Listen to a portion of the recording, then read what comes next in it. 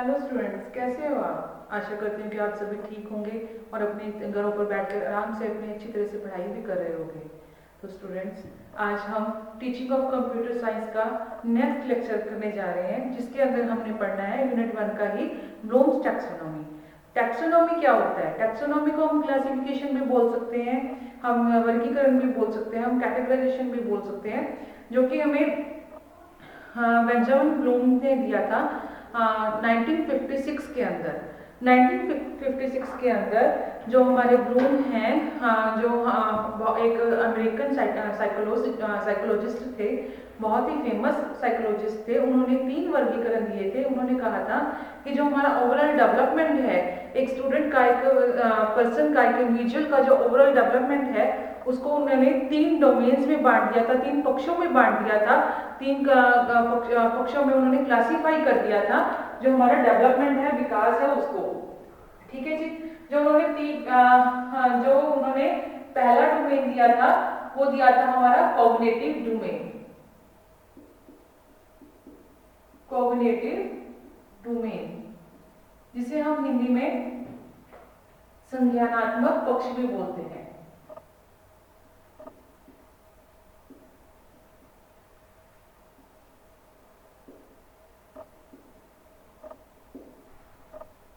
इसका mainly purpose क्या था? जो माइंड से रिलेटेड हो, जो आपकी थिंकिंग से रिलेटेड हो, कि आप एक्चुअली में क्या फील, आप एक्चुअली में क्या थिंक करते हो, क्या सोचते हो, दैट इज कॉग्निटिव डोमेन। ठीक है जी। Second one is affective domain.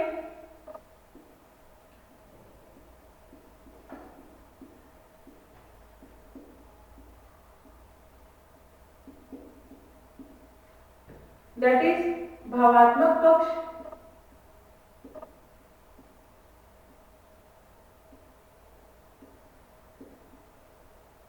ये बच्चे रिलेटेड था कि आप एक्चुअल में क्या फील करते हो, आपके भाव क्या है, आपकी फीलिंग्स क्या है, आप क्या फील कर रहे हो एक particular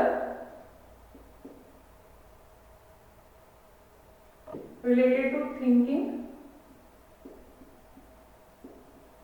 mind,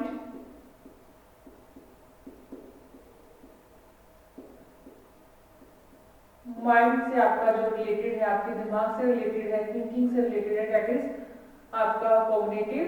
that is related to feel, what we feel, actually feel, feelings. आपकी फीलिंग्स क्या है किसी चीज के लेकर, आपका एटीट्यूड क्या है, आपका ओपिनियन क्या है किसी चीज को लेकर, दैट इज फीलिंग्स।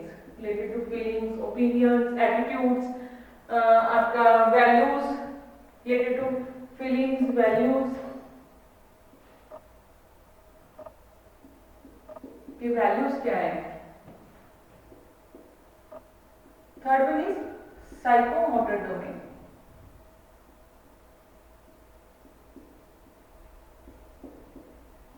इसे कनेक्टिव डोमेन में बोलते थे पहले, कनेक्टिव डोमेन। ठीक है जी। अभी इसका नाम साइकोमोटर डोमेन है, गत्यात्मक पक्ष। ये आपकी सेंसरी मोटर से रिलेटेड है, क्या सेंसरी स्किल से रिलेटेड है, कि आप एक्चुअल में क्या करते हो, रिलेटेड टू एक्शंस। जो आपकी मूवमेंट्स हैं, आपके बॉडी के मूवमेंट्स है, उससे रिलेटेड होता है ये। आपकी स्किल्स क्या है, आपकी जो एजुकेशन है, वोकेशनल एजुकेशन क्या है, आपके एक्शंस क्या है, आपके जो मूवमेंट्स हैं, बॉडी मूवमेंट्स हैं, वो क्या है, दैट इज साइकोमोटर डोमेन। ठीक है जी बच्चे, सबसे पहले मैं आपको बता दूं कि जो आपका ये ब्लूम्स टैक्सोनॉमी है, वो बहुत इंपॉर्टेंट टॉपिक है, बहुत ज्यादा इंपॉर्टेंट टॉपिक है। आप किसी भी आइए आपका पहले आपके असेसमेंट फॉर लर्निंग जो आप पेपर 4 कर रहे हैं, कंपल्सरी सब्जेक्ट, उसके अंदर भी डाला गया था, लेकिन अब उसके अंदर उस सिलेबस में नहीं है। अब ये सिर्फ टीचिंग ऑफ कंप्यूटर साइंस में, सारे टीचिंग सब्जेक्ट्स हैं जो आपके, कोई भी आप टीचिंग सब्जेक्ट कर रहे हो, उसी के बीच में ये टॉपिक है ब्लूम्स टैक्सोनॉमी। ये बहुत ही इंपॉर्टेंट टॉपिक है, आप प्लीज इसको जरूर कवर करिएगा। ठीक है जी बच्चे। दोनों ने ये 3 डोमेन्स हमें दे दी हैं। उन्होंने कहा है कि जो ओवरऑल डेवलपमेंट है वो इन 3 डोमेन्स के बीच में होनी चाहिए, यानी कि हमारा जो ज्ञानात्मक पक्ष है, संज्ञानात्मक पक्ष है, जो हमारा जैसे कहते हैं रिलेटेड टू हेड, कॉग्निटिव को हम कहते हैं हेड, 3H भी बोलते हैं इसको, 3H की वो जो पॉलिसी है रिलेटेड टू हार्ट और ये रिलेटेड टू आपका हैंड। तो साइकोमोटर है वो आपका, क्योंकि आपके जो बॉडी मूवमेंट से रिलेटेड है तो उसको हैंड का नाम दे दिया है। जो आपका इफेक्टिव है वो आपका फीलिंग से, आपके एटीट्यूड से, आपकी वैल्यू से, आपके ओपिनियन से रिलेटेड है तो आपको इसको हार्ट का नाम दे दिया है। और जो आपका ये है आपकी नॉलेज से रिलेटेड है, आपके थिंकिंग से, नॉलेज से, माइंड से रिलेटेड है तो इसको हमने हेड का नाम दिया, क्योंकि हेड से काम होता है इसका, वो हार्ट से और ये आपकी हैंड से। ठीक है जी। तो ये तीन आपके 3H भी बोल देते हैं इसको, ब्लूम्स टैक्सोनॉमी भी बोल देते हैं, ये आपके तीन डोमेन है। तो सबसे पहला जो डोमेन है आपका कॉग्निटिव डोमेन, ये बहुत ज्यादा इंपॉर्टेंट डोमेन है। इसको जैसे ये बहुत ज्यादा इंपॉर्टेंट है, जो अगर आप सीटेट वगैरह में एग्जाम में देते हैं तो आपको मोस्टली क्वेश्चन है कॉग्निटिव डोमेन से पूछे जाते हैं, इफेक्टिव डोमेन या साइकोमोटर डोमेन से कम पूछे जाते हैं। वैसे पूरी ही जो आपकी ब्लूम्स टैक्सोनॉमी बहुत इंपॉर्टेंट है। सबसे पहले हम करेंगे कॉग्निटिव डोमेन। कॉग्निटिव डोमेन में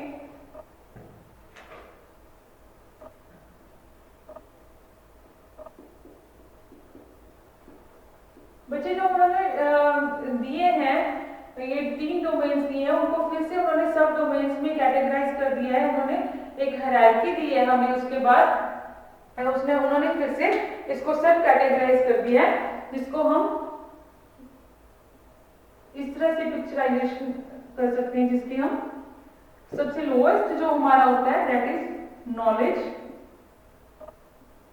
कॉग्निटिव डोमेन की हम अभी कैटेगराइजेशन कर रहे हैं, जो कि हमारा थिंकिंग से रिलेटेड है, हमारे हेड से रिलेटेड है, हमारे नॉलेज से रिलेटेड है, that is the cognitive domain. सबसे पहला जो इसका स्टेज है वो है, जो सब डोमेन है वो है आपका नॉलेज। उसके बाद है आपका कॉम्प्रिहेंशन,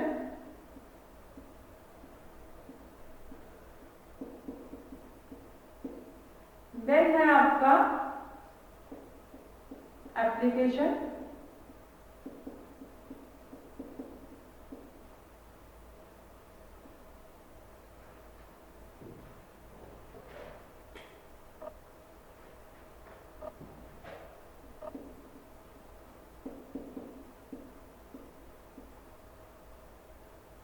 फिर उसके बाद आपका एनालिसिस आता है, एनालाइजिंग, देन आपका सिंथेसाइजिंग आता है,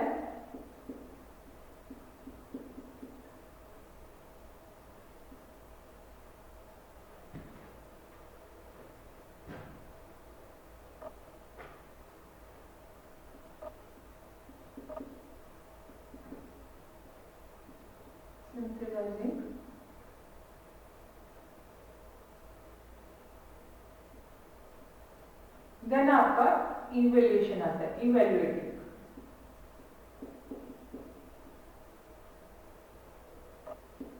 ठीक है बच्चे।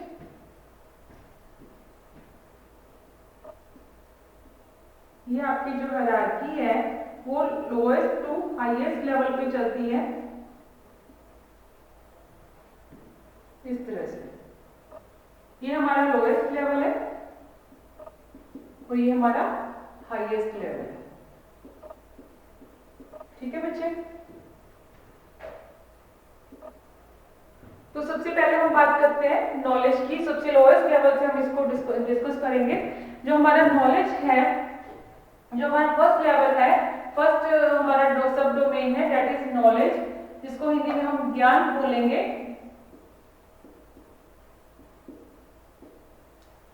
ज्ञान, तो ये जो हमारा ये सब डोमेन है ज्ञान, ये क्या है, सीधे सीधे हमारा प्राथमिक स्तर पर चलता है, ये प्राइमरी लेवल पर चलता है। ये सबसे पहला डोमेन है जिसके अंदर रोड लर्निंग को जिससे हम कुछ हमें किसी चीज की कैसे नॉलेज होती है, जो नॉलेज होती है हम किसी चीज के बारे में जानते हैं, जो हमारा रोड लर्निंग से रिलेटेड होता है, दैट इज हमारा नॉलेज है। सबसे सब डोमेन है जो पहले हम आसपास की वस्तुओं के बारे में जानते हैं, आसपास के जो कंसेप्ट्स हैं, जो हमारे कंसेप्ट्स हैं उनके बारे में जानते हैं।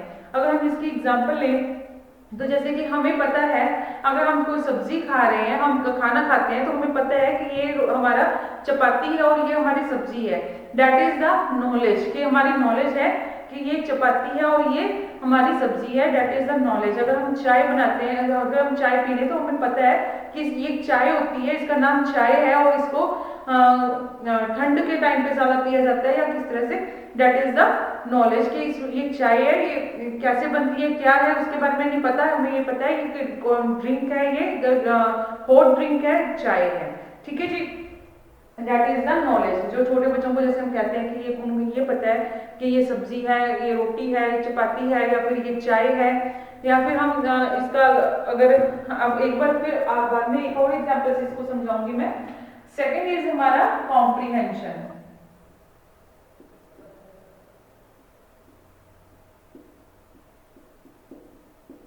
जिसे बोध भी बोलते हैं और समझ भी बोलते हैं।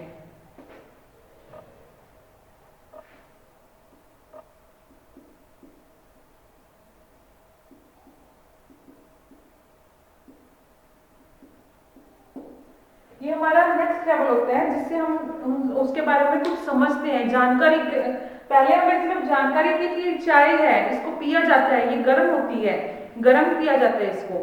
ठीक है जी। ये सब्जी है, ये रोटी है, इसको इस तरह से इकट्ठा खाया जाता है, ये खाने की चीजें हैं। ठीक है जी। ये हमारी नॉलेज थी, ये फर्स्ट स्टेज थी, हमें नॉलेज थी किसी चीज के बारे में।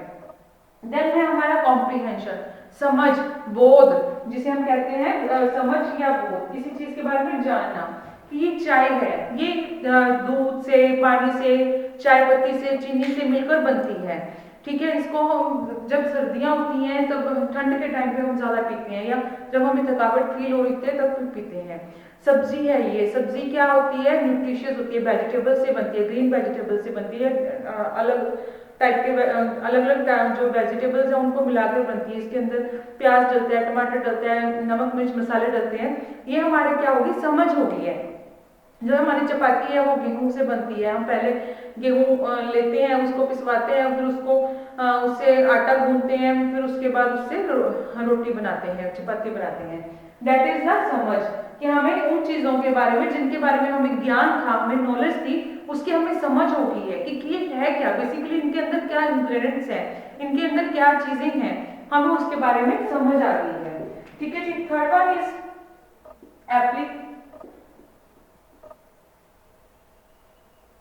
एप्लीकेशन।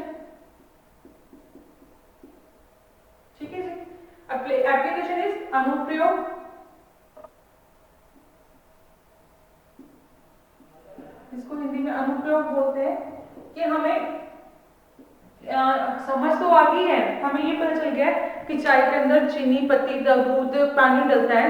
फिर हमें उसको अप्लाई करना आना, कि हम उसको बना सके। हमें अप्लाई करना आ गया कि अच्छा, पहले हमने पानी डाला, फिर उस गैस को ऑन किया, फिर उसके अंदर मसाला डाला, चाय मसाला डाला, फिर उसके अंदर हमें चाय पत्ती चीनी और दूध डाला, फिर उसको उबाला आया। तो अप्लाई करना, कि हमें अप्लाई करना आ गया है। हमें सब्जियों के बारे में पता चल गया कि सब्जियों को पहले हमने धोना, छीलना है, फिर धोना है, फिर काटना है, फिर उसके बाद हमें उसको इस तरह से छोंक लगाकर सब्जियों को बनाना है स्टीम के अंदर।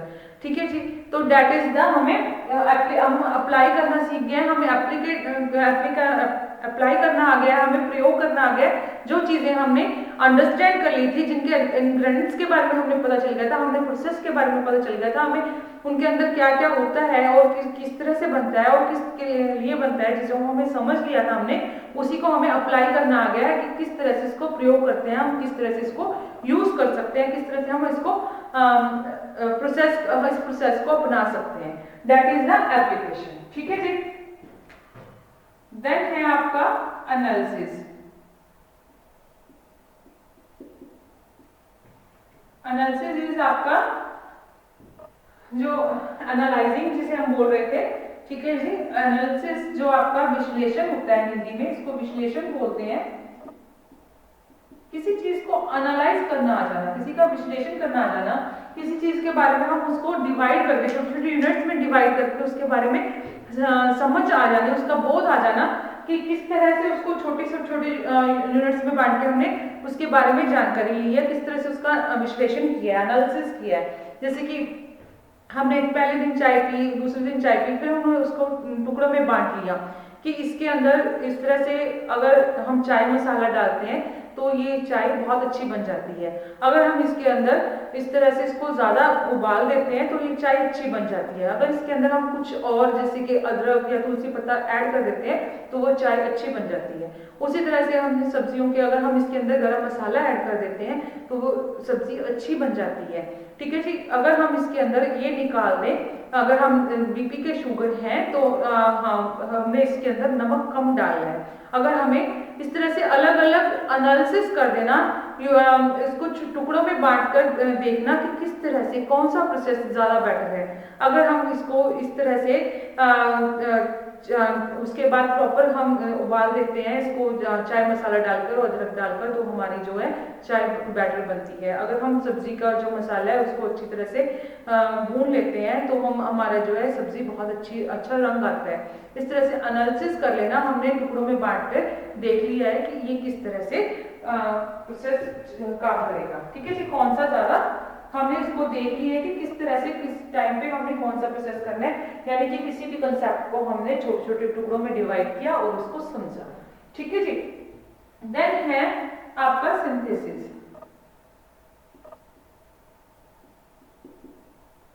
सिंथेसिस संश्लेषण करना, जिसे हम क्रिएट करना भी कह देते हैं।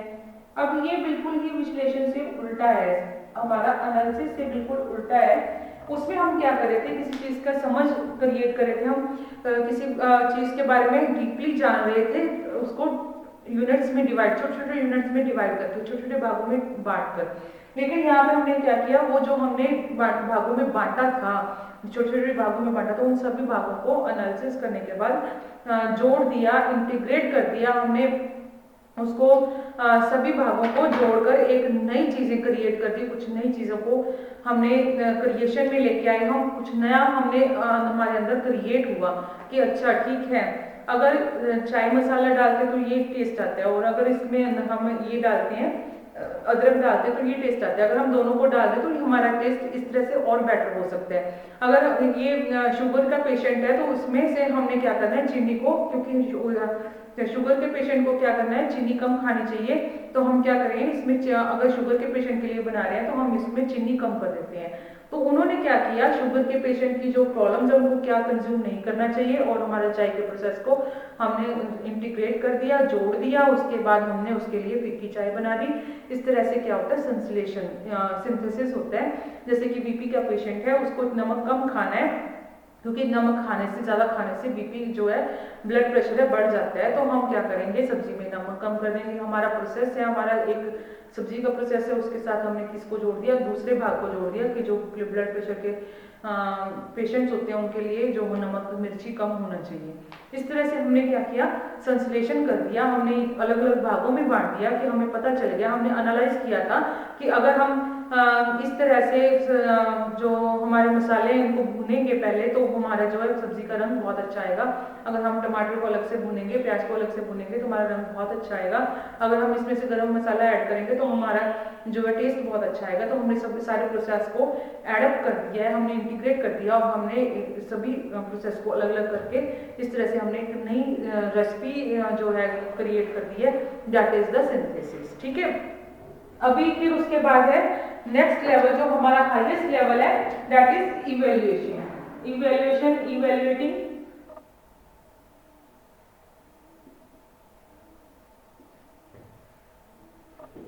मूल्यांकन।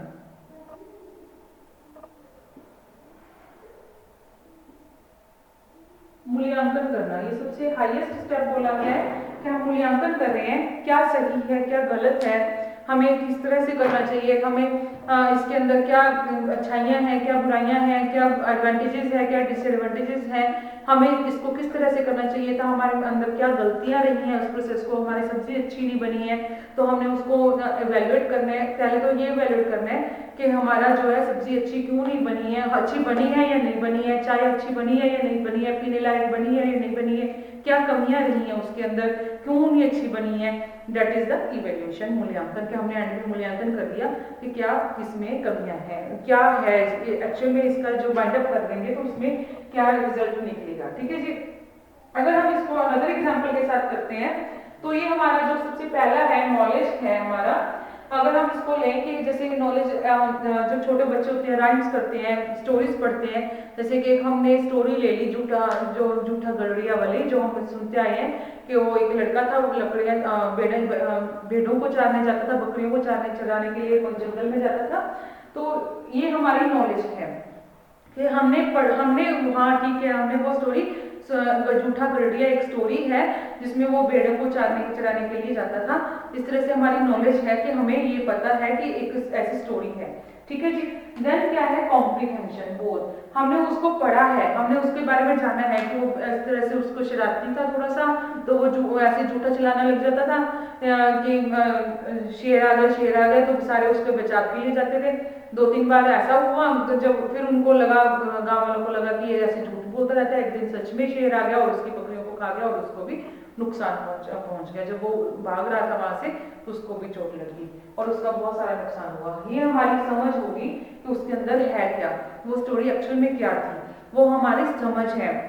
यहाँ पे हमें नॉलेज थी कि एक गठरिया था, जूठा गठरिया था जो मतलब एक गठरिया था, वो भेड़े चराने जाता था जंगल में, ये हमारी नॉलेज थी। फिर हमने पूरी स्टोरी को पढ़ लिया, हमें नॉलेज होगी कि हाँ ये अच्छा, ये इस तरह से स्टोरी थी कि वो इस तरह से झूठ बोलता था, शरारतें करता था, उसको उसका हर्जाना भुगतना पड़ा। ठीक है जी। हमें ये समझ होगी उसके उस स्टोरी के बारे में। उसके बाद हमें क्या हुआ, उसके बाद स्टोरी को पढ़ाने के बाद टीचर ने हमें क्वेश्चन आंसर्स दिए, उसमें से फिलअप्स दिए, ट्रू फॉल्स दिए और क्वेश्चन आंसर्स दिए। हमने उनको अप्लाई कर दिया, हमने उस नॉलेज को जो हमने समझा था, नॉलेज गेन करके उसके बाद अंडरस्टैंडिंग की थी, हमने क्या किया उसको ये जो हमारा ये अंडरस्टैंडिंग लेवल है कॉम्प्रिहेंशन, उसके बाद हमारा एप्लीकेशन जब आया तो हमने उसको अप्लाई किया कि ठीक है ये क्वेश्चन आंसर इस तरह से हमने उसको समझ लिया था, इसलिए हम उसको क्वेश्चंस के आंसर कर पाए। तो ये हमारा अप्लाई मोड हो गया कि हम उनके सारे आंसर कर पाए। ठीक है जी। देन एनालिसिस, फिर हमने उसको छोटे छोटे टुकड़ों में बांटा कि गलती किसकी थी, गडरिये की थी, शेर की थी या फिर उसकी थी गांव वालों की थी कि वो शरारती था, उसको इस तरह से नहीं करना चाहिए था, गांव वालों को हर बार उसके बारे में आना चाहिए था, क्यों नुकसान हुआ। तो हमने अलग अलग टुकड़ों में बांट के उसको सोचा। जैसे कि आपको जब स्कूलिंग लेवल पे देखते हैं कि अगर आप गडरिया होते तो आप क्या करते, अगर आप गांव वाले होते तो क्या करते, दैट इज एनालिसिस। छोटे छोटे टुकड़ों में बांट कर करना कि अगर मैं एक गांव का मेंबर होता तो मैं भी ना जाता, या मैं जाता, मैं देखता कि शायद अब की बार आ गया हो, या फिर मैं ना जाता। अगर मैं गडरिया होता तो मैं कभी झूठ ना बोलता, मैं शरारत ना करता, मैं इस तरह की शरारत ना करता जिसका मुझे हर्जाना भुगतना पड़ता। ठीक है ना। इस तरह से एनालिसिस छोटे छोटे पार्ट्स में डिवाइड करना, आपको अपने को उस सिचुएशन में डालकर देखना। फिर सिंथेसिस, जैसे कि कहते हैं कि ऐसी एक और स्टोरी क्रिएट करो छोटे छोटे भागों में। आप इस तरह से एक और एग्जाम्पल क्रिएट करो कि किस तरह से हमें ये करना चाहिए, किस तरह से हमें रहना चाहिए, किस तरह से हमें मतलब इस तरह की एक स्टोरी जो हमें बताए कि हमें झूठ नहीं बोलना चाहिए। ठीक है जी। दैट इज संश्लेषण की एक नई स्टोरी क्रिएट करने के लिए देते हैं, या हमने नया क्रिएट किया उस ऐसी सेम सिचुएशंस के साथ। ठीक है। देन इवैल्यूएशन, मूल्यांकन, फिर हमारा कंक्लूजन क्या निकला, हमें निष्कर्ष क्या था कि हमें कभी झूठ नहीं बोलना चाहिए, हमें इस तरह की शरारत नहीं करनी चाहिए। इस तरह से डिफरेंट कंक्लूजन निष्कर्ष जो हम निकालेंगे, दैट इज इवैल्यूएशन। होप है बच्चे आपको कॉग्निटिव डोमेन समझ आ गया होगा। इसको हमने कई एग्जांपल्स के साथ पढ़ा है, समझ लिया। नेक्स्ट हमारा जो है इफेक्टिव डोमेन है। इफेक्टिव डोमेन के अंदर हमारे जो होते हैं जो हमारे डिफरेंट इसको भी हमने सब डोमेन्स में डिवाइड कर लिया है, कैटेगराइज कर लिया ब्लूम्स ने हमें। जो साइकोलॉजिस्ट थे हमारे, उन्होंने हमें इसके भी अलग अलग दिए हैं। अफेक्टिव डोमेन के हमें 5 सब डोमेन्स दिए गए हैं, वर्गीकरण किया उन्होंने। इफेक्टिव डोमेन को भावात्मक पक्ष कहते हैं।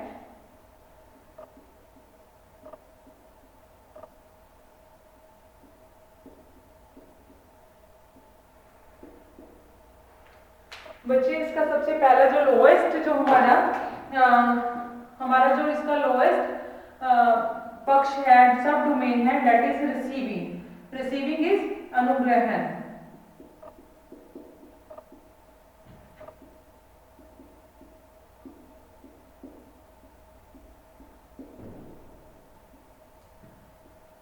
कि आपने क्या रिसीव किया है, क्या अनुग्रहण किया है आपने, क्या आपको जो आप अग्रहण, सॉरी अग्रहण,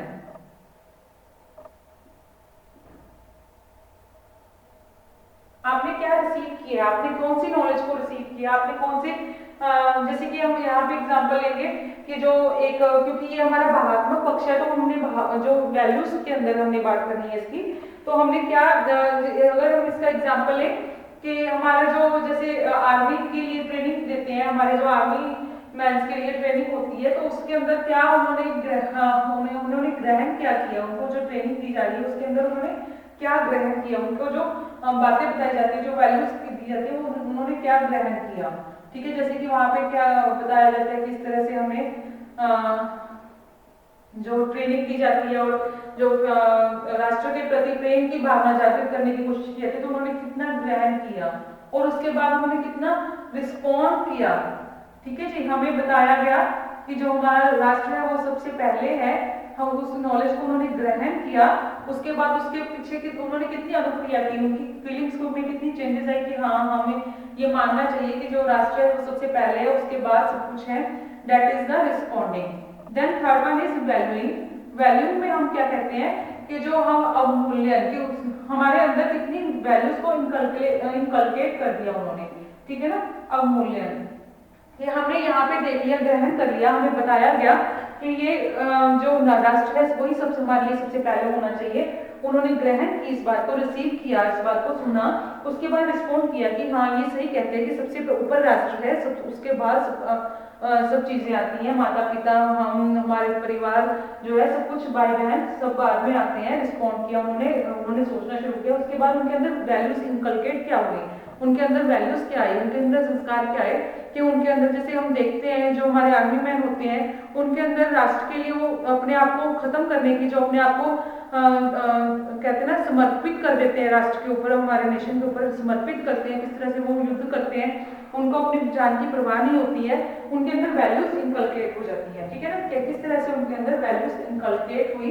फिर देन हमारा होता है कंसेप्चुअलाइजेशन।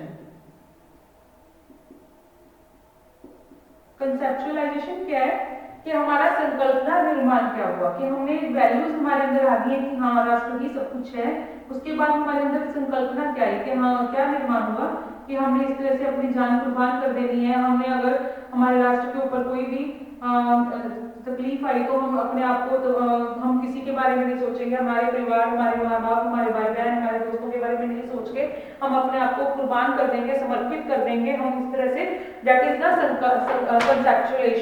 कंसेप्चुअलाइजेशन, संकल्पना निर्माण, कि उनके अंदर निर्माण हो गया, उस कल्पना का, संकल्पना का निर्माण हो गया। देन ऑर्गेनाइजेशन, संगठन, इस तरह से वो क्या हो रहा है, उनकी जो अलग अलग जो उनके अंदर वैल्यूज इनकलकेट हो रही है, उनके अंदर संकल्पना आ रही है, कंसेप्चुअलाइजेशन हो रही है, उनका संगठन हो जाना। ठीक है जी, संगठन हो गया कि हाँ इस तरह से हमें इस तरह से युद्ध कर, हम इस तरह से उसके लिए हम क्या करेंगे, हम रक्षा करेंगे अपने राष्ट्र की, हम इस तरह से ट्रेनिंग लेंगे। ठीक है जी, इस तरह से हमारा होता है करेक्टराइजेशन, हमारा चित्रीकरण हो जाता है, हम उन हैबिट्स की वजह से जाने जाते हैं जो हमारे अंदर इन वैल्यूज इनकलकेट हो गई हैं, वो हमारे क्या होते हैं, चरित्र निर्माण कर देते हैं हमें। हम कहते हैं कि जो फौजी हैं वो अपनी जान की परवाह नहीं करते हैं, वो एक बार भी